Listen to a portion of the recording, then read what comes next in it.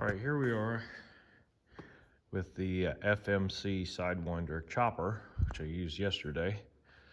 On first glance, doesn't look like much has changed, but a lot changed since yesterday. Used the chopper out to chop some Russian olives and tore up some stuff. If you haven't watched any of my other videos, this won't be as exciting, I don't think, but you decide. So I wanted to see what this thing could do on these Russian olives, and some of them were probably 4 or 5 inches in diameter, and they don't have a very deep root system, but they grow fast, especially when they've got moisture and decent ground to grow in, and they'll take over an area if you don't keep them chopped. Fence rows especially, in the woods. Anyway, Russian olives, honeysuckles, multi-flower rose bushes, that sort of thing. All right, somehow I have bent either this shaft that's in here, you see where this is rubbed right there? It's rubbed on the deck. And you can see it's touching that bolt that comes out of there right now.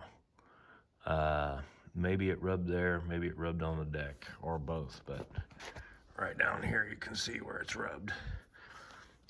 So I bent that wheel bracket, something has changed, something's given in there, but I run into some stuff. This right here where my foot is, I beefed that up because I knew I was going to be pushing into the front of stuff a lot, and that has held, which I figured it would. It's pretty thick, like 3/16, 1/4 inch, whatever that is, gauge. Down here on the deck, that's all bent in. See that? It's cracked. That's supposed to be straight.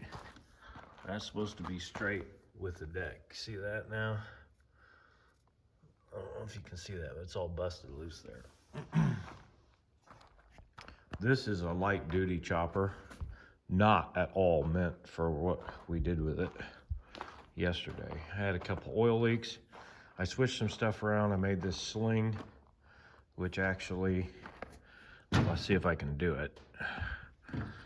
Well, I won't get too far on here, but these, that's pretty stiff there. I'll wait and do that later. I'm gonna get dirty if I mess with it too much, but I made that sling so these hoses could move and slide as I move the chopper up and down. These connections here, this was leaking right there, so I took all that apart. I took a whole bunch of fittings apart, put Teflon tape in here to stop that from leaking, and that looks like it worked.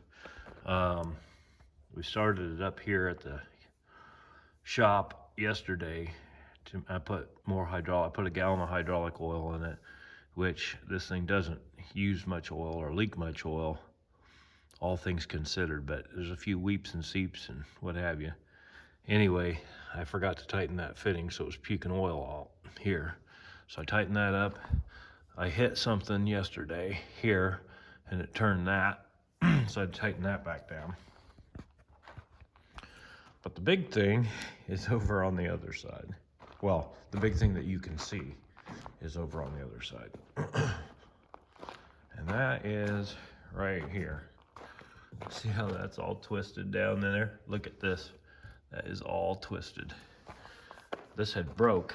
I took it apart and welded it here.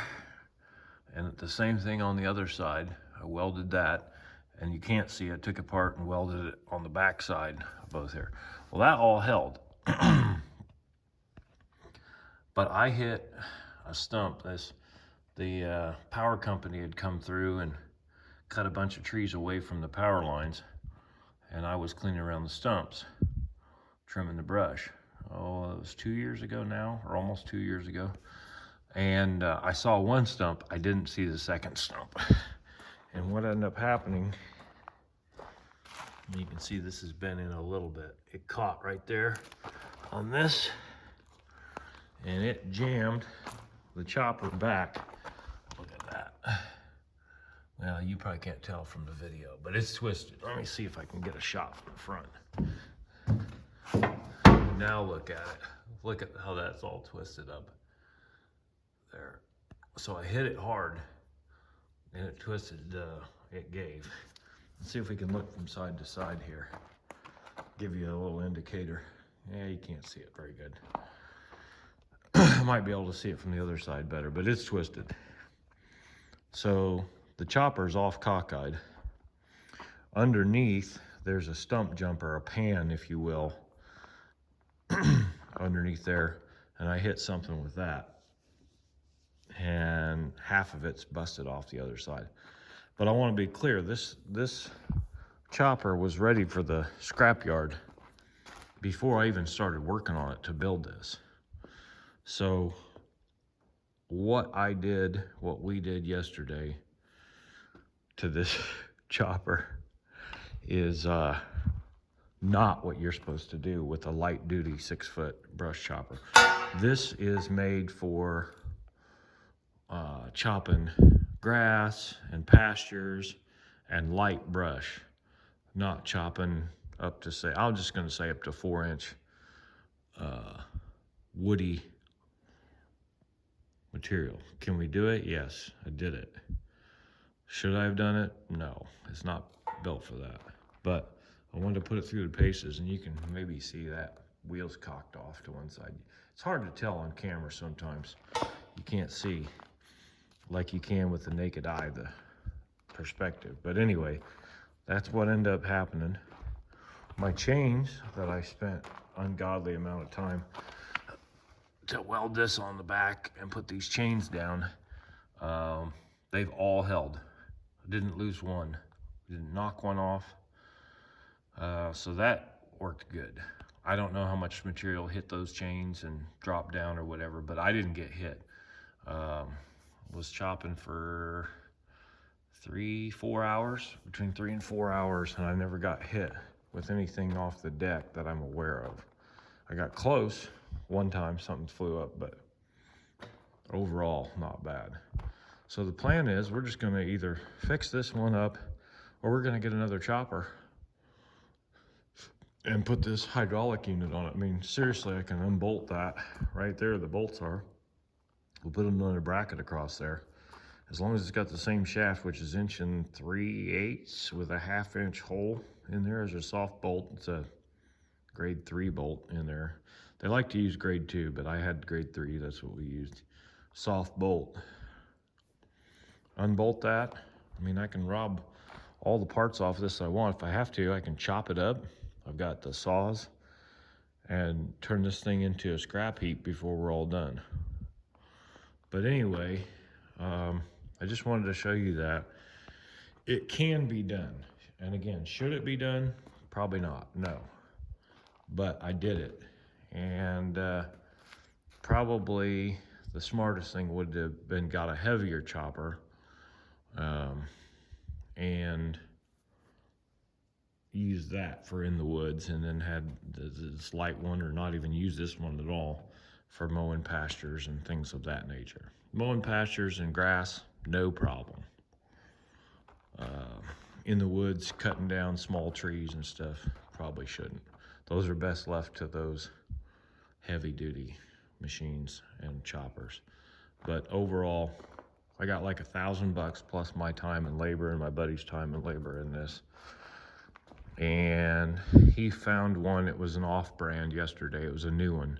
They want $2,500 for it. That was the cheapest one we could find. There's probably cheaper ones out there, but there you go. That would mean less than half. Plus it was a definite learning experience. And again, while I used this old beat up chopper, I didn't know if this pump was gonna work.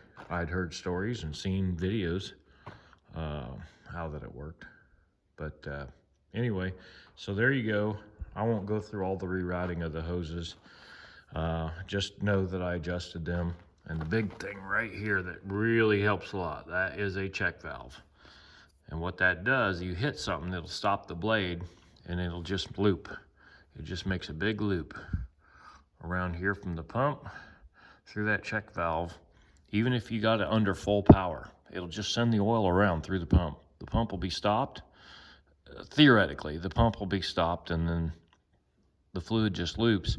You get back off the obstruction, pump starts back up again. That's about a $20 part. That could save you hundreds, if not thousands, in damage. It's one of the best things I think that somebody figured out to come up with, to have that check valve in there that just cracks when you hit something, stops the blade, and the fluid just cycles, whatever, around. So anyway, overall on this project, I made several videos with it. Very happy with it, and it's repeatable. That's the thing that me and my buddy talked about the most, is that you can take all this stuff off.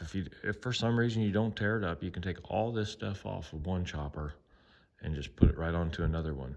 And I guess I'll go one step further with this 3-point hitch blade. All you have to do is have something that will hook up to 3-point hitch. And assuming I don't tear up the machine, the hydraulics are gonna be good on it. This is about an 18 gallon per minute flow. That pump was rated for like, 16 or 17 gallons per minute. It's so close. So I went ahead and did it. And I wanted the one this is a pump that turned the slowest. It's right around 540 RPM, which is what these choppers are made for, to run on a PTO on a tractor. So it was really close. And I thought, you know, let's just say between 50, maybe 100 RPM difference. Slower is better, I think, than trying to wind that out. But really, may not even matter because I got that check valve in there. Okay, that's it for now. Thank you.